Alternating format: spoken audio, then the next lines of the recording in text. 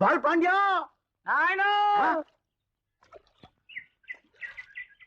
வா வா. அடே உன்னை பெத்த அப்பண்டா, ஆர்வத்தை செருப்ப காட்டாதடா, போட்டுடா.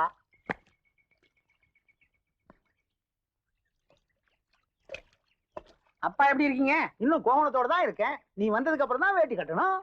வேண்டாம்பா, நம்ம கிராமத்தோட நாகரீகம், கலாச்சாரம், பண்பாடு இது எல்லாமே நீங்க கட்டியிருக்கிற இந்த கோமணத்துல தான் இருக்கு. நீங்க மட்டும் உங்க கோமணத்தை அவுத்துட்டீங்கன்னா நம்ம பண்பாட்டையே அவமதிக்கிற மாதிரி ஆயிரும். அப்ப இந்த கோவணத்துல நம்ம கிராமத்து பண்பாடே இருக்குங்கிற? ஆமாப்பா, எங்க அப்பா கோவணம் கட்டிக்கிறாரு, நான் வருத்தப்படுற பையனே கிடையாது. எங்க அப்பாவும் கோவணம் கட்டிக்கிறாரு, மார்தட்டி சந்தோஷப்படுற வீர திருமகம்பா நானு. ஏண்டா பொட்டி பொண மாதிரி கணக்குதே, எல்லாத்தையும் சில்லறையா மாத்தி கொண்டாண்டியா? வீதியிலேயே கேக்குறியா? வா வா போய் பேசுவோம். அலையிறப்பா. என்னடா இது பாயெல்லாம் பட்டணத்துல இப்ப பேப்பர்ல பண்றாங்களா? பாய் இல்லப்பா, உங்க பாய் பால் பாண்டியன் இந்த கிராமத்துல ஆரம்பிக்க போற பிரம்மாண்டமான எருமை பண்ணை திட்டம். இந்த திட்டத்தை விளக்குறேன், கேட்டுங்க. இதுதான் என்னுடைய 1000 எருமைகளை கட்டி வைக்கக்கூடிய எருமை தொழுவம். இதுதான் பால் தொட்டி. நீங்களாம் தண்ணி தொட்டி தான் கேள்விப்பட்டிருப்பீங்க. இங்க நான் ரோடு போட போறேன். இது வழியா தான் வேன்ல மெட்ராஸுக்கு பால் போக போகுது. இது என்னுடைய ஆபீஸ், இது என்னுடைய சீட்டு, அங்க கஜானா. லைனா ஒரு 7 பொண்ணுங்களை வேலைக்கு சேர்க்க போறேன். என்ன அப்பப்ப டைப் அடிக்கணும் பாருங்க. வாய பொழக்காதப்பா, அவங்க பக்கத்துலயே உனக்கு ஒரு நாள் கல்வி போட்டு தரேன். அதானே கேட்டேன், என் மவனாச்சே. ஏண்டா கண்ணு, அந்த 1000 எருமையும் பின்னால வருதா? இனிமேதான் வாங்கணும். ஓ, நம்ம ஊர் சந்தையில எருமையெல்லாம் சல்லிசா கிடைக்கும்னு பணத்தை பொட்டியில கொண்டாண்டியா? என்னடா அது பணத்தை எடுப்பேன்னு பார்த்தா நீ நாடகத்துல நடிச்ச போட்டோ காமிக்கிற? அப்பா இது போட்டோ இல்ல, நான் படிச்சு வாங்கின பட்டம். இத மட்டும் பேங்க்ல காமிச்சா போதும், லட்ச லட்சமா என் பேர்ல கொடுப்பாங்க. ஓ, நீ பட்டணத்துல பேங்க்ல பணத்தை போட்டு வச்சுட்டு நம்ம ஊர்ல வந்து வாங்கிக்கிற. நீ செய்யறது நியாயம் தான், வழிப்பறிப்பு அதிகமா தான் இருக்கு. நீங்க கிராமத்திலேயே இருக்கிறதால அரசாங்கம் போடுற திட்டங்கள்லாம் உங்களுக்கு தெரிய மாட்டேங்குது. எல்லாரும் வேலை கிடைக்கல கவர்மெண்டே குத்தம் சொன்னா எப்படி? அரசாங்கத்தோட சுய வேலை வாய்ப்பு திட்டத்தின் பிரகாரம் என்ன மாதிரி பட்டதாரி இளைஞர்கள்லாம் இப்படி எருமை பண்ண ஆரம்பிச்சா கவர்மெண்ட் அதுக்கு ரொம்ப சப்போர்ட் பண்ணுது. அதை நம்பித்தான் நம்ம ஊர் பேங்க்ல கடன் வாங்கி ஒரு 1000 எருமையை வச்சு எருமை பண்ண ஆரம்பிக்கிறத நான் முடிவு பண்ணிருக்கேன். அப்போ எல்லாமே கடன் தானா? எனக்கு பயமாவே இருக்குப்பா. பயப்பட வேண்டியது நாம இல்லப்பா, நம்ம கடன் கொடுக்குற பேங்க்காரன். அப்போ கடன் வாங்குறது சரிங்கிற? நான் சொல்லப்பா, ஒரு இங்கிலீஷ்காரனே சொல்லியிருக்கான், ஒரு மனிதன் எவ்வளவுக்கு அவ்வளவு கடன் வாங்கிறானோ அவ்வளவுக்கு அவ்வளவு அவனுடைய அந்தஸ்து உயர்ந்து கொண்டே இருக்கும். ஒருவனது கடன் தான் அவனது உயிருக்கே பாதுகாப்பு. அது எப்படிடா? கடன் கொடுத்தவன் திருப்பி கொடுக்கலன்னா குத்திர மாட்டான்? நிச்சயமா குத்த மாட்டான். ஏன்னா அவனோட பணத்தை நம்ம கிட்ட இருந்து எப்படியும் திருப்பி வாங்கினதுக்காக வேற எவனாவது குத்த வந்தாலும் இவன் ஓடி வந்து தடுப்பான். தடுக்கும் போது குத்து அவன் மேல விழுந்துட்டா நமக்கு பிரச்சனை முடிஞ்சு, அசலும் கட்ட தேவையில்ல. இதுல மட்டும் நான் முன்னுக்கு வந்துட்டுன்னு வச்சுங்க, எல்லாருக்கும் வட்டியோட சேர்த்து ஒரு எருமையை போனஸா கொடுத்துருவேன். என்னன்னு எப்ப வந்தீங்க? படிப்பெல்லாம் முடிச்சிட்டீங்களா? படிச்சது மட்டும் இல்லமா, பிளானோட வந்திருக்கேன். நீங்க எப்ப வருவீங்கன்னு பெரியப்பா கனவா கண்டுட்டு இருந்துச்சு. ஏப்பா அப்படியா? பெரியப்பா, அண்ணன் வேட்டி சட்டை வெள்ளையா இருக்கிறத பார்த்தா ஏகப்பட்ட சம்பாரிச்சிருக்கும் போல தெரியுது. அது கஷ்டப்பட்டு சம்பாரிச்சத நீ வீணா ஊர்க்காரங்களை கடன் கொடுத்துறாத. ஏன் பாப்பா, நான் பட்டணம் போகும்போது நீ எப்படி இருந்தியா, இப்ப திரும்பி வரும்போது அதே மாதிரி இருக்க? உன் சவப்பு தோலுக்கு இந்நேரம் ஊர்ல எவனா அவசரப்பட்டு தாலி கட்டிருப்பான்ல நினைச்சேன். எங்க ஊர்ல இருக்கிறவங்களுக்கு எல்லாம் எருமத்தோல் எல்லாம் இருக்குது. பத்தாதுக்கு உன் கூட்டாளி பரமேஸ்வரன் பண்ண மாதிரி 4 பேர் பண்ணா ஊர்ல எவளுக்கும் கல்யாணமே நடக்காது. ஆமா, மறந்தே போயிட்டேன்.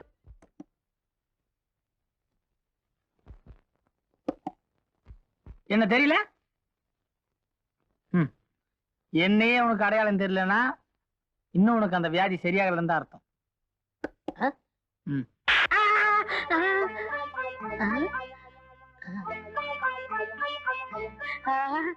டேய் பால் பாண்டி, எப்படா வந்த? ஊருக்கு போனது என்ன மறந்துட்டியா? ஒரு லெட்டர் கூட போடுறது இல்லையா? லைப்ரரி நண்பனை கண்டுக்கவே மாட்டியா? எங்க என்ன நேர்ல பார்த்தாவே நான் தானே கண்டுக்கிற உணர்ச்சி உனக்கு இல்ல. இதுல நீ லெட்டர் போட்டா என்ன பார்க்க போறியா? ஆமா, உன்னை அடிச்சாதான் சொர்ணம் வருமே, அந்த வியாதி ஒன்னு விட்டு இன்னும் போகலையா? இல்லையே, வியாதி தீர்வுன்னு பார்த்தா முத்திருச்சு. வெக்கத்தை விட்டு சொல்றேன், யாராவது விளையாட்டுக்கு முதுகுல அடிச்சா மூத்திரம் வந்துட தெரியுமா? ஐயோ, இப்படி போயிட்டு இருந்தா எப்படி? யாரையா லவ் பண்றியா? இல்லப்பா. ஏண்டா? அடிச்சாதான் எனக்கு எந்த உணர்ச்சியுமே வரும்னு தெரிஞ்ச நீயே என்ன லவ் பண்றியான்னு கேட்கலாமா? அப்படின்னா உனக்கு இந்த ஜென்மத்துல காதலே கிடையாது.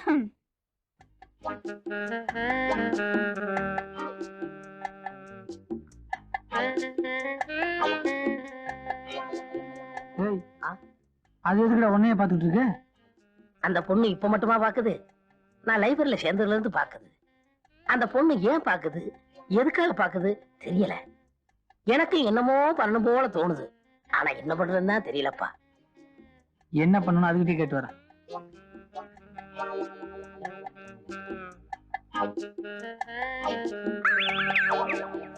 அது சரி, நீ அவனுக்கு ஏத்த ஆள் தான்.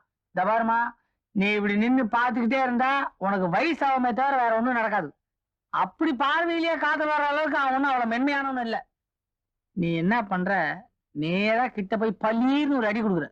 அப்பவாவது அவருக்கு உணர்ச்சி வருமா? அதுக்கு மேல உன் அதிர்ஷ்டம்.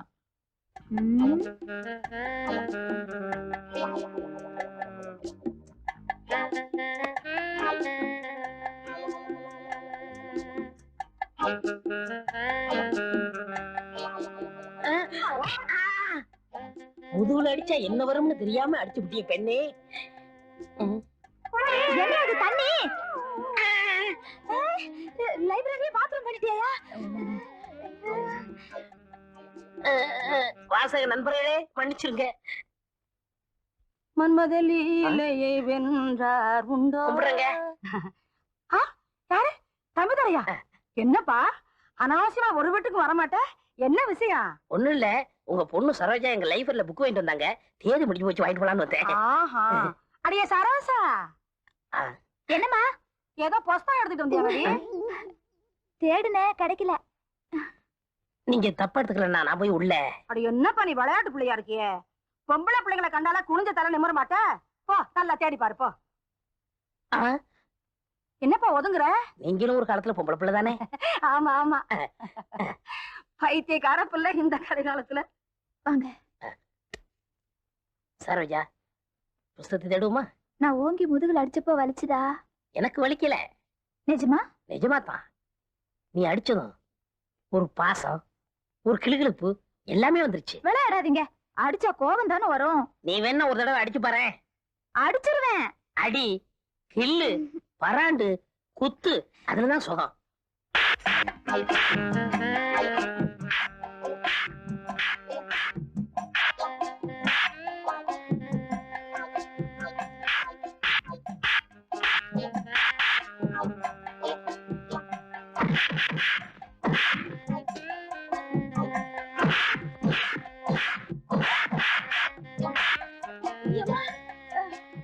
பாத்ரூம் போன மாதிரி பெட்லயும் போயிடாதீங்க.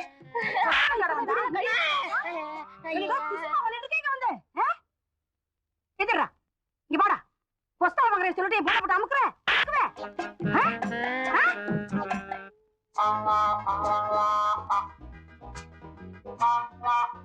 என்ன பார்த்து அவரை அடிக்காதீங்க, நானே அடிக்கிறேன். ஏண்டி அவனை மடி மேல படுக்க வச்சுக்கிட்டு நீ அடிக்க வேண்டாம், நான் தான் அடிப்பேன். அதுல ஏகப்பட்ட விவகாரம் இருக்கு. விவகாரம் இருக்குடி, விவகாரம் இருக்கு. இவ அண்ணங்காரன் இருக்கானே, அவன் தாலி கட்டாதனே, அவனுக்கு இவன் தம்பி தானே. அத்தை, எங்க அண்ணன் போடாத 3 முடிச்சு சேர்த்து 6 முடிச்சா போடுறேன். சத்தியமா? சொல்ல. நீங்க சொல்லுங்க. நீ சொல்லு. நீங்க சொல்லுங்க. நீ சொல்லு. ஏன் இப்படி எல்லாம் அடிச்சுக்கிறீங்க? எங்களுக்கு அடிச்சுக்கிட்டா தான் காதல் வரும். அப்படி ஒரு கதை இருக்கும். நீ சொல்லு. நீங்க சொல்லுங்க. வேற யாராச்சும் சொல்லுங்களேன். கொன்னுடுங்க கொண்டாமா. நீங்க சொல்லுங்க. எப்ப இப்படிதான் முதல் ராத்திரி எப்படியோ? ஏண்டா பாண்டிய, பேங்க்ல போய் ஆபீசரையும் பார்த்தாச்சு. அவர் கடன் கொடுக்கறேன்னு சொல்லிவிட்டாரு. சந்தையில இருக்கிற அத்தனை எரும மாட்டுங்களையும் ஒன்னா சேர்த்து விட்டான். அவ்வளவு சாணிகளா போட்டுக்கிட்டு நிக்குது. மாட்டுக்காரனும் நம்ம நம்பி வந்திருக்கானுவ. பேங்க்காரன் பணத்தோட வருவாரா வரமாட்டாரா? ஏப்பா நம்ம என்ன சேட்டுக்கிட்டே கடன் கேட்டுருக்கான், வருவானா வரமாட்டானு பயப்படுறதுக்கு. நமக்கு வரப்போற பணம் எங்க இருந்து வரப்போகுது தெரியுமா? கவர்மெண்ட் கஜானால இருந்து நேரா பேங்க் போய் பேங்க்ல இருந்து இங்க வரப்போகுது.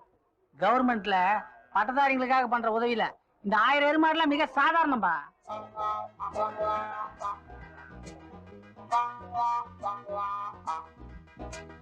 வணக்கம் சார். நீங்க ஏன் பேங்க்ல ஆபீசரா இருக்கீங்கன்னு உங்க சின்சியாரிட்டில இருந்தே தெரியும் சார். தம்பி, அன்னைக்கே ஒரு முக்கியமான விஷயத்தை உங்ககிட்ட சொல்ல மறந்துட்டேன். இந்த பட்டதாரி உதவி திட்டத்திற்கு கவர்மெண்ட்ல 90% கடன் கொடுக்குது. நீங்க 10% உங்க சொந்த மூலதனத்துல இருந்து போடணும். என்ன சார் இவ்வளவு பெரிய குண்டை போடுறீங்க? இப்ப திடீர்னு அவ்வளவு பணத்துக்கு நான் எங்க போவேன்? என்ன தம்பி, நீங்க இவ்வளவு பெரிய திட்டம் போட்டிருக்கீங்க, உங்ககிட்ட 100 ரூபாய் கூட இல்லையா? 100 ரூபாயா? 10%க்கு 100 ரூபாய்னா அப்ப எனக்குன்னா நீங்க 900 ரூபாய் கவர்மெண்ட்ல கடனா கொடுக்க போறீங்க? ஆமாப்பா, நம்ம கவர்மெண்ட் கண்ணுக்குட்டி இல்லாத ஒரு எரும மாட்டை வாங்க 900 ரூபாய் கடனா கொடுக்குது.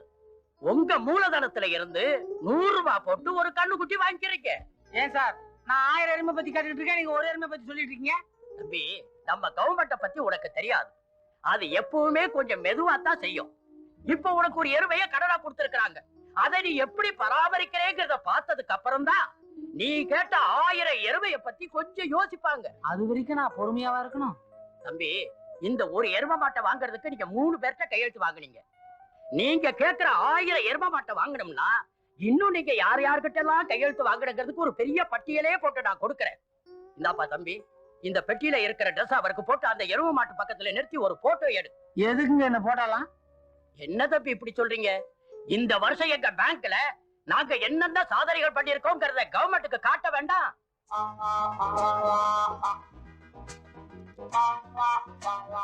அப்பா காவேரி விநாயகா, உன்னை நம்பிதான் இந்த தொழிலை நான் இன்னைக்கு ஆரம்பிக்கிறேன்.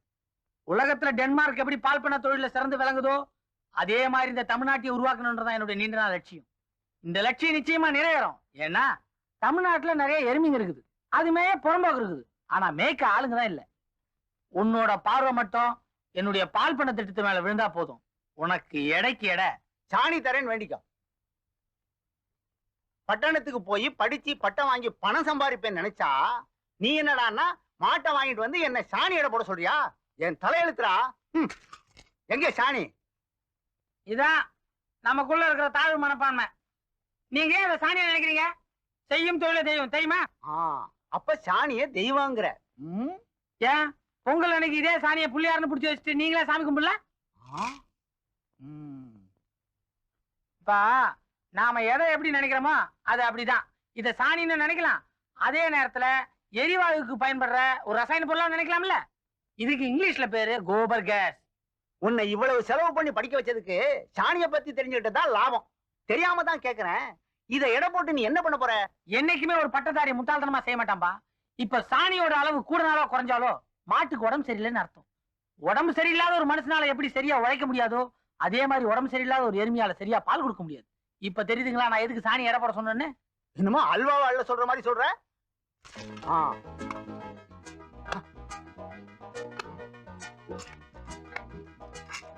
ஒண்ணு ஏம்பா, தொழில் ஆரம்பிச்சு முதல் வருமானம் லாபம் என்னங்கப்பா? தெரியும்டா, லாபம்.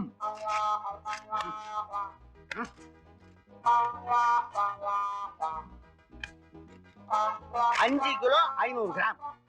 டாக்டர் என்கிட்ட 4 கிலோ 500 கிராம் இருக்கும்ல சொன்னாரு. ஓ, நீங்க கண்டுபிடிச்சு சேர்த்து எடை போட்டிருக்கீங்களா? அப்ப கரெக்ட் தான். எருமை நல்லா ஆரோக்கியமா இருக்கு. என்ன பொறுத்த வரைக்கும் சாணி கணக்கு கரெக்டா இருக்கு. நிச்சயமா இருக்கா? ஏன்? காலையில இதே அளவு சாணி எடுத்து தண்ணியில கரைச்சி வாச தெளிச்சனே, அது எந்த கணக்குல சேர்த்தி?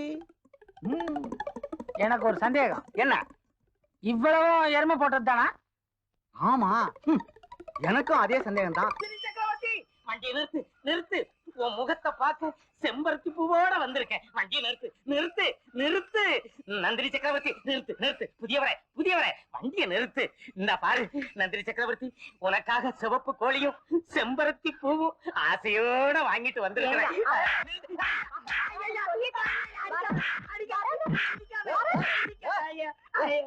யாரா பொம்பளை கிட்ட போய் சண்டை போட்டு உதவாங்கற? ஆறுது இவன் தான் என் பழைய புருஷன்.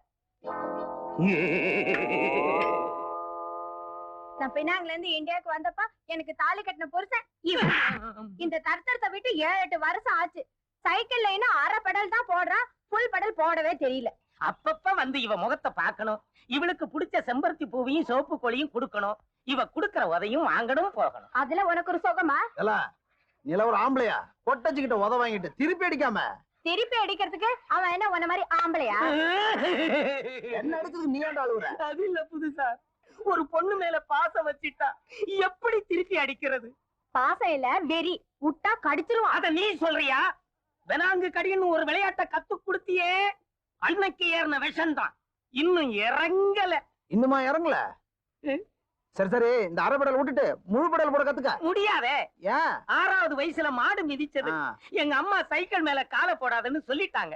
ஏறி போடலாங்கிற ஒரு நிலைமை வரும்போது இவ பெனாங்கு உதன்னு ஒண்ணு விட்டா. வாழ்க்கை பூரா காலையே தூக்க முடியல. அரை பெடல் தான். நான் வரட்டா? ஒரு உதவி. என்னது இவ்வளவு சேர்த்து வைக்கணும்னு சொல்றியா? இந்த சைக்கிளை மாத்திரம் கொஞ்சம் தூக்கி கொடுத்துருங்க. தூக்க முடியாதவங்க ஏன்டா ஓட்ட ஆசைப்படுறீங்க? சார் ஆ, இன்னும் ஒரு உதவி. என்னது? இந்த பூவையும் ஆ. இந்த கோழியையும் அவகிட்ட கொடுத்துருங்க. நீ உருப்பிட மாட்ட. எனக்கு அது போயிட்டு வா. போதும். நீங்க ஜோடியாவே போங்க. ஐயா முனிசிப்பு, இந்த பாரத்துல ஒரு கையெழுத்து போட்டு கொடுங்களேன். ஆமா, பேங்க்ல ஏற்கனவே நீங்க ஒரு எருமை மாடு கடனா வாங்கியிருக்கீங்கல்ல? ஆமாங்க. நீங்க மட்டும் பெரிய மனசு பண்ணி இதுல ஒரு கையெழுத்து போட்டீங்கன்னா தமிழ்நாட்டை இந்தியாவிலேயே அதிக எருமை உள்ள ஒரு மாநிலமா நான் மாத்தி காட்டுறேங்க. அப்போ நான் கையெழுத்து போட்டா தான் உங்களுக்கு 1000 எருமை கிடைக்கும். நீங்க ஒண்ணும் உங்களை பத்தி பெருசா நினைச்சுக்காதீங்க. இது ஒண்ணும் எருமைக்கு கேரண்டி கையெழுத்து இல்ல. நீங்க கையெழுத்து போட்டாதான் நான் இந்த ஊருக்காரன், இவர் தான் எங்க அப்பா, இவருக்கு தான் நான் பிறந்தேன்னு கவர்மெண்ட் நம்புமா? அப்போ கையெழுத்து போட்டா எவ்வளவு கொடுப்பீங்க? எதுக்குங்க? அதெல்லாம் லஞ்சம்டா. நீ எங்க அப்பான்னு சொல்றதுக்கு நான் இவருக்கு லஞ்சம் கொடுக்கணுமா? எவ்வளவு சார்? அப்போ 100 ரூபா கொடு. இவர் எங்க சித்தப்பான்னு எழுதி கொடுத்துருங்க. ஏன்யா? என்கிட்ட 75 ரூபா தாங்க இருக்கு. டேய். சுமார் இன்னும் 25 ரூபா குறைச்சு 50 ரூபா கொடுத்துன்னு வச்சுக்க, உன்னை மாமான்னு எழுதி கொடுத்துருவோம். பரவாயில்லையா? உன் பையன்ட்ட சொல்லுவே ரொம்ப பேசுறான். நீங்க மட்டும் ரொம்ப லஞ்சம் கேட்கலாம், நாங்க ரொம்ப பேசக்கூடாதா? அப்படிங்களா? இவரும் உங்க அப்பான்னு கையெழுத்து போட்டு தர முடியாது, பண்றத பண்ணியா? வாப்பா பக்கத்து ஊர் வியோ போய் பாப்போம். நாம இந்த ஊரு பக்கத்து ஊரு முனிசிப்பு கையெழுத்து போட்டா அது எப்படிடா செல்லும்? புரியாம பேசாத. இந்த ஆளோட பொண்டாட்டி பக்கத்து ஊர். இவங்கிட்ட கொடுக்குற 100 ரூபா கூட 50 ரூபா சேர்த்து 150 ரூபா அவங்கிட்ட கொடுத்துன்னு வச்சுக்க. இவன் பொண்டாட்டி ஏன் பொண்டாட்டின்னு அவன் எழுதி கொடுத்துறான். அதுக்கேண்டா அங்க போவானே? அதே 150 ரூபா இவன்ட்ட கொடுத்தா இவன் கையெழுத்து போட்டு போறான். என்னடா சொன்ன? ஏய், 50 100 லஞ்சத்துக்கு அப்பா அம்மா மாத்திர நீ பொண்டாட்டி மாத்தினா கோவம் வருதா? பெரிய மனுஷன் நீ. தாசில்தார் ஆபீஸ், கலெக்டர் ஆபீஸ் எல்லாம் இருக்குடா, போய் வேடிக்கை பாரு. சீக்கிரமா துடுக்க போடுங்க, வெண்ணெய் வியாபாரத்துக்கு போக லேட் ஆச்சு. ஏமா, அந்த எருமையோட நிக்கிறாரு அவர்தான் பால் பாண்டி எம்ஏ. பால் பண்ண வைக்க போறாரு. ஓ, பாத்து இறங்குமா, வலிக்கு விழுந்துறாத. ஏங்க நீங்க எப்ப பால் பண்ண வைக்க போறீங்க? உங்களெல்லாம் பார்த்த உடனே எருமை பால் கறக்கவே வெக்கப்படுது. எருமையா வைக்கப்படுது? அது இல்லமா, நீங்க வெண்ணெய் வியாபாரம் பண்றீங்க, உங்களுக்கு தேவையான அளவு வெண்ணெய் கொடுக்க முடியலையே அப்படின்னு அந்த எருமை வெக்கப்படுது போடுது. ஏங்க எருமை எங்க கொண்டு போறீங்க? அக்கறைக்கு விக்கிறதுக்கு. விக்கிறதுக்கா?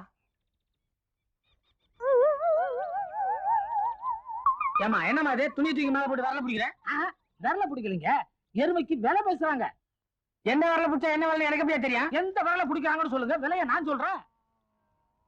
நடுவு வரல பிடிச்சிருக்காங்க. நடு வரல அப்ப 400 ரூபாய். இந்தாமா, இது கவர்மெண்ட் எருமை. கடன் கட்ட முடியாம தான் நானே சந்தைக்கு எடுத்து போறேன். நீ குடுக்குற 400 ரூபாய் வட்டி கட்டவே போதா தெரியுமா? அண்ணே, நடு வரல விட்டுட்டு இப்ப கட்ட வரல பிடிச்சிட்டாங்க. கட்ட வரல பிடிக்கிறாங்களா? இது மாடு வாரம் இல்ல, இது ஒரு மாதிரியான விவகாரம். தப்பிச்சு போடுங்க.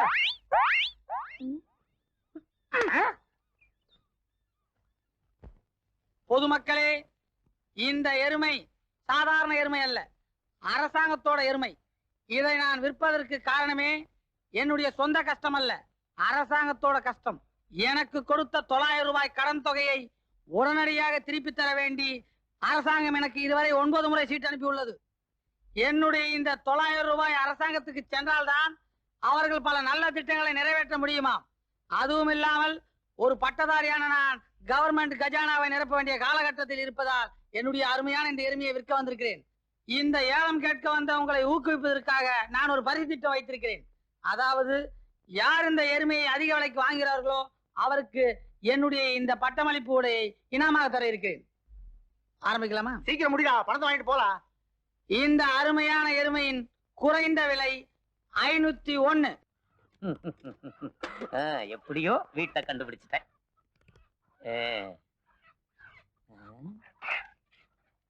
வீட்டுல யாருமே இல்லை.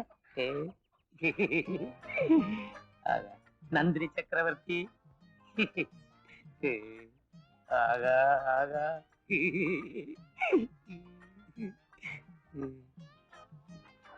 நந்தினி சக்கரவர்த்தி, இந்த சிவப்பு கொடிய உன் கால்ல சமர்ப்பிக்கிறேன். உன் தலையில நான் தான் இந்த செம்பருத்தி பூவை வைப்பேன். ஆமா, இந்த பெனாங்கு கடின்னு ஒண்ணு கடிப்பிய கடிய அந்த புதுசாருக்கு கோவம் வந்து. அவர் ரொம்ப நல்லவர். எனக்கு அவர் மேல ஒரே ஒரு வருத்தம், இவ்வளவு உயரத்துல வீட்டை கட்டி வச்சிருக்காரு. இந்த மலையில நீ ஏறி ஏறி உன் காலெல்லாம் வலிக்கும் இல்ல, நான் அமிக்க விடுறேன். நந்தினி நந்தினி அமுக்கிறேன். ஐயோ, ஐயா,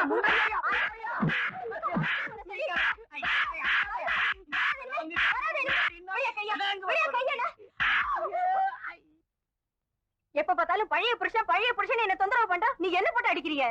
1000 தான் இருந்தாலும் ஒரு பொம்பளை ஆம்பளை அடிக்கிறது தப்பு. இவனை விட்டுட்டு உன்னோட வந்து படிக்கிறேன். இவன் அடிக்கடி என்ன பார்க்க வந்தா நீ என்ன தப்பா நினைக்க மாட்ட? தப்பான எண்ணத்தோட வரல புது சார். உன் முகத்தை பார்த்தாலே தெரியுதே. அதான் அவன் தப்பான எண்ணத்துல வரலன்னு சொல்லிட்டான்ல. இனிமேல் அவன் பழைய புருஷன் இல்ல, என் வீட்டு விருந்தாடி. போய் விஷயத்துக்கு ஏற்பாடு பண்ணு. இந்த சிரிப்பு முதல்ல நிறுத்து. அம்மா என்னாச்சு? ஐயோ அம்மா இந்த கோழி அவளுக்கு தானே, சிவப்பு நீ கோழி உருப்பிட மாட்டேன். அது கவனாட்டி